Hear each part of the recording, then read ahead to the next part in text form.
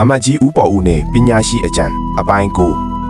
တနေ့မှာတော့ဘိုးတော်ဗျာဗဒုံမင်းဟာမှန်နှန်းဆောင်ထဲမှာသူ့ရဲ့စပင်တွေကိုပြန်ကြည့်ရင်စိတ်မကောင်းဖြစ်နေပါတယ်။ဘာဖြစ်လို့လဲဆိုတော့ဘရင်ကြီးရဲ့ဦးခေါင်းမှာထိတ်ပြောင်စားပြီးနေပြီးစပင်တွေကျဲလာတာကြောင့်ပါ။ဘရင်ကြီးကဦးပေါ်ဦးကိုခေါ်ပြီးပေါ်ဦးမင်းကြည့်စမ်းငါကောင်မှစပင်တွေကမရှိသလောက်ဖြစ်နေပြီ။ငါ့ကိုကြည့်ရတာအင်မတန်ရုပ်ဆိုးနေပြီမဟုတ်လားလို့စိတ်တူတူနဲ့မေးလိုက်ပါတယ်။နန်းတွင်သားတွေကတော့ဘရင်ကြီးကိုစိတ်မဆိုးအောင်စပင်တွေအများကြီးရှိပါသေးတယ်ဖေဟာလို့မူသားစကားတွေရှောက်တင်ကြပေမဲ့ဘရင်ကြီးကမေးုံပါဘူးဥပဦးကတော့ထုံးစံအတိုင်းမဆိုင်မတွေ့ပဲရှောက်တင်လိုက်ပါတယ်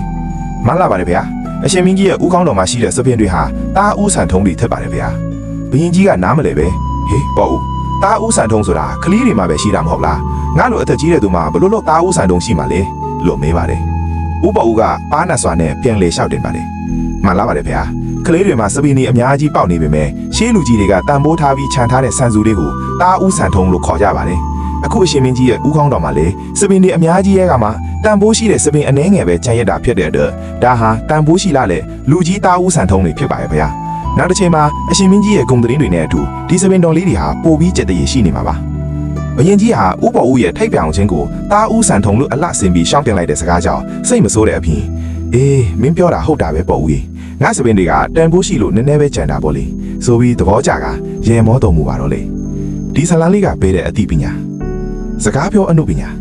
မနစ်မြို့စရာအချက်တစ်ခုကိုအကောင်းမြင်တဲ့စကားလုံးတွေနဲ့အစားထိုးပြောဆိုတဲ့ခြင်းဟာလူမှုဆက်ဆံရေးမှာအလွန်အရေးကြီးပါတယ်စိတ်တက်မြင့်တင်ပေးခြင်းတစ်ဖက်လူရဲ့အားနည်းချက်ကိုလှောင်ပြောင်မဲ့အစားဂုဏ်တိတ်ခါရှိတဲ့စကားနဲ့နှစ်သိမ့်ပေးခြင်းဟာပညာရှိတို့ရဲ့အလုပ်ဖြစ်ပါတယ်